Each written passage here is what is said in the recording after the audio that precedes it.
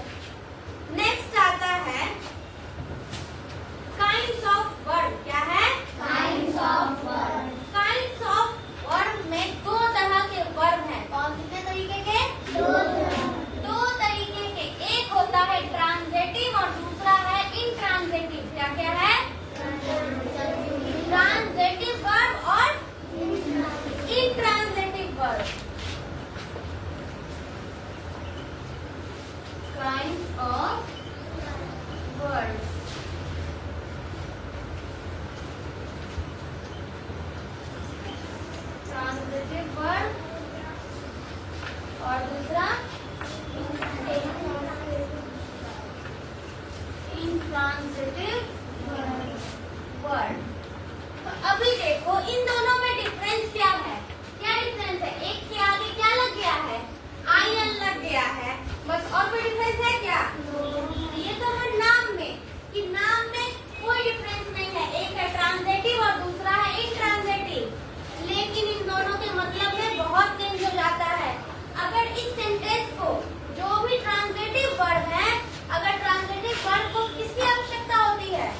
हमेशा ये action word होता है। ट्रांजिटिव वर्ड जो है वो क्या है? एक्शन वर्ड है। क्या है? Action word. तो इसमें कुछ ऐसे सेंटेंसेस होते हैं जिसको कंप्लीट करने के लिए किसकी आवश्यकता होती है? ऑब्जेक्ट की। किसकी? ऑब्जेक्ट। ऑब्जेक्ट की। तो यहाँ पे लिखेंगे नीड ऑब्जेक्ट। किसकी आवश्यकता है? Need object. ऑब्जेक्ट की आवश्यकता है। जबकि इंट्रांजिटिव वर्ड जो होते हैं इनको ऑब्जेक्ट की आवश्यकता नहीं है। किसकी आवश्यकता नहीं है? Does not need object. इसको ऑब्जेक्ट की आवश्यकता नहीं है, जबकि ट्रांजिटिव को क्या है? ऑब्जेक्ट की आवश्यकता है। अभी मान लेते हैं हम यहाँ पे लिखते हैं जॉन रीड्स। क्या लिखते हैं? JOHN। John reads. जॉन पढ़ रहा है, ठीक है, मतलब जॉन पढ़ा, लेकिन क्या पढ़ा? क्या ये सेंटेंस कंप्लीट है? सब्जेक्ट में है कि सब्जेक्ट, हम क्या बताए थे कि सब्जेक्ट क्या कर रहा है, ठीक है, सब्जेक्ट का काम क्या, उसके बारे में क्या जानकारी है। जब तक ये नहीं आता है तब तक वो उसमें वर्ब नहीं होता है। तो यहाँ पे वर्ब तो है, लेकिन ये सेंटेंस क्या है? कंप्लीट नहीं है। क्या नहीं है? कंप्लीट नहीं है। इसको कंप्लीट करने के लिए इसमें एक ऑब्जेक्ट की आवश्यकता है। किसकी आवश्यकता है? ऑब्जेक्ट। तो लिखते हैं John reads a fairy tale book. क्या पढ़ रहा है John? Fairy tale book. John जो है एक परियों की कहानी के बारे में पढ़ रहा है। किसके बारे में? जिस किताब में परियों की कहानी दी हुई है, जॉन क्या कर रहा है? उसको पढ़ा। वही आ जाता है इंट्रांजिटिव में। तो इंट्रांजिटिव में क्या है? ऑब्जेक्ट की आवश्यकता नहीं है। कैसे नहीं है? The baby cried. क्या बोलते हैं? The baby cried. या फिर बर्ड्स फ्लाई। क्या लिखते हैं? Birds fly. क्या लिखेंगे? तो ये जो दो सेंटेंस है, क्या इस दोनों सेंटेंस में ऑब्जेक्ट है? क्या है? चिड़िया उड़ा, ठीक है, यहाँ पे हो गया चिड़िया उड़ा। The baby cried. बच्चा रोया।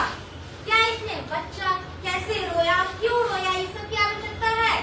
बिना इसके भी, बिना ऑब्जेक्ट के भी ये क्या है? ये सेंटेंस कंप्लीट है। जबकि ट्रांजिटिव वर्ड में ऐसा नहीं होता है। ट्रांजिटिव वर्ड में किसकी आवश्यकता होती है? ऑब्जेक्ट की आवश्यकता होती है। अगर हमको इसका मीनिंग चाहिए, प्रॉपर सेंस चाहिए ट्रांजिटिव वर्ड में, अगर सेंटेंस का, इस सेंटेंस का अगर हम मीनिंग ढूंढेंगे तो इसका मीनिंग हमको कंप्लीट नहीं मिलेगा। मतलब इसका प्रॉपर सेंस नहीं आ रहा है। क्या मतलब है? तो इसीलिए यहाँ पे क्या है? John reads. तो इसमें ऑब्जेक्ट की आवश्यकता है कि जॉन क्या पढ़ा? एक फेयरी टेल बुक पढ़ा, मतलब परियों की कहानी का किताब। जबकि इंट्रांजिटिव में ऑब्जेक्ट की आवश्यकता नहीं होती है। बच्चा रोया, चिड़िया उड़े, इस सब में क्या है? ऑब्जेक्ट की आवश्यकता नहीं है। है क्या? पक्का? अभी आते हैं फॉर्म ऑफ वर्ब में। किसमें आते हैं? तो देखो, जब भी हम सेंटेंस बनाते हैं तो सेंटेंस बनाते टाइम में हमको देखना पड़ता है कि किस सेंटेंस में हम किस तरीके का वर्ड यूज करेंगे। बताओ वर्ड के कितने फॉर्म हैं? नहीं पता? वर्ड के टोटल 5 फॉर्म है। कितने फॉर्म है? 5 फॉर्म है। वर्ड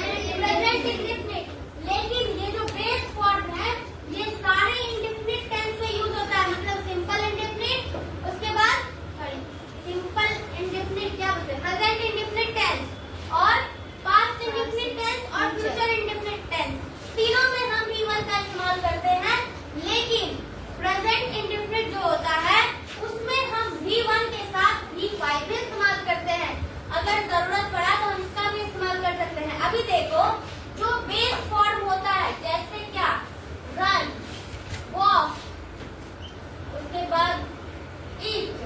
तो अगर हमको इसको V2 में चेंज करना है, क्या करना है, तो क्या हो जाएगा। अच्छा V2 को छोड़ो, पहले आते हैं V5, V1 और V5। तो V1 से अगर हमको V5 में जाना है तो हम किसको ऐड करेंगे, प्लस S या ES। तो हम क्या लिखेंगे इसका, रन, वॉक का वॉक और ईट का ईट। और अगर V4 में आना है तो V4 में आना है तो ING लगाएंगे, क्या लगाएंगे, ING। और इसका जो लास्ट वाला होगा ना उसमें क्या करेंगे, अगर कुछ N से खत्म होता है तो उसको डबल कर देंगे, क्या करेंगे, डबल कर देंगे। या फिर जो Y से खत्म होता है तो वहाँ पे Y को हटा करके क्या करेंगे, ING। अभी यहाँ पे आते हैं रन, तो क्या होगा, RUNNING, रनिंग। वॉक का वॉकिंग, ईट का ईटिंग, EATING, ईटिंग। अगर हमको V3 में आना होगा तो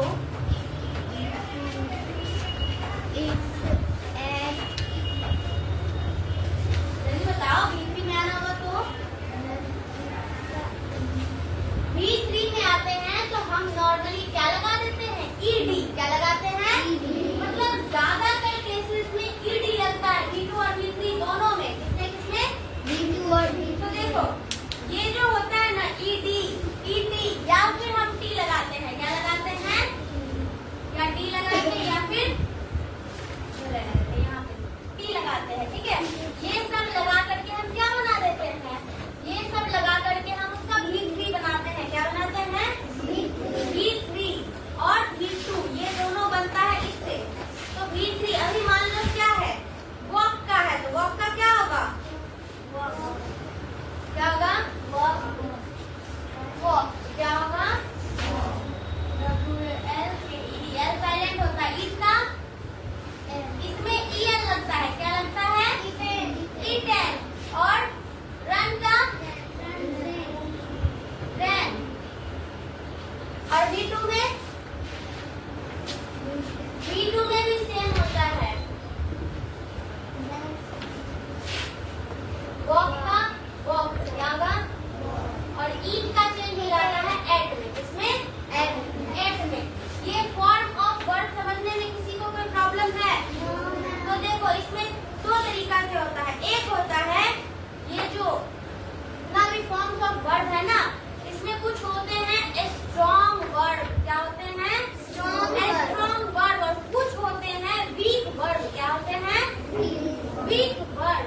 तो देखो V1 से बेस फॉर्म से जब वो पास्ट पार्टिसिपल्स में जाते हैं, किसमें जाते हैं, पास्ट फॉर्म में जाते हैं, तो उसमें हम क्या करते हैं, T, ED और D लगा करके उसको पास्ट में लगा भेज देते हैं। जब हम V2 में चेंज कर देते हैं तो जैसे ही हम V2 में उसको चेंज करते हैं तो ऐसे वर्ड जो क्या करते हैं, ED, D और D लगा करके अपना फॉर्म बदलते हैं, तो ऐसे वर्ड को हम कहते हैं वीक वर्ड। क्या कहते हैं, जैसे है बेग, क्या है, बेग। तो बेग का क्या होगा, BEGGED, बेग।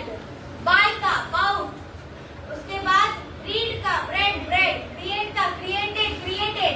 तो ये सब जो किसको लगा करके, T, ED और D को लगा करके अपना फॉर्म चेंज करके पास्ट फॉर्म में चला जाता है, उसको कहते हैं क्या, क्या कहते हैं, वीक वर्ड। और आता है स्ट्रॉन्ग वर्ड। इसके बाद क्या आता है, अब देखो स्ट्रॉन्ग वर्ड और वीक वर्ड में डिफरेंस क्या है। तो वीक वर्ड क्या किया, T, ED और D लगा के अपना फॉर्म चेंज कर लिया, लेकिन जो स्ट्रॉन्ग वर्ड होंगे वो क्या करेंगे, अपने अंदर का जो वॉवेल लेटर्स होगा उस वॉवेल लेटर्स को चेंज करेंगे। वॉवेल लेटर्स कितने हैं, कौन से, A, ये 5 वॉवेल है ना। अगर उस वर्ड में वॉवेल होगा तो उस वॉवेल को वो चेंज करके क्या करेंगे, अपना फॉर्म बदल लेंगे। जैसे हम लिखते हैं अवेक, क्या लिखते हैं, अवेक। अवेक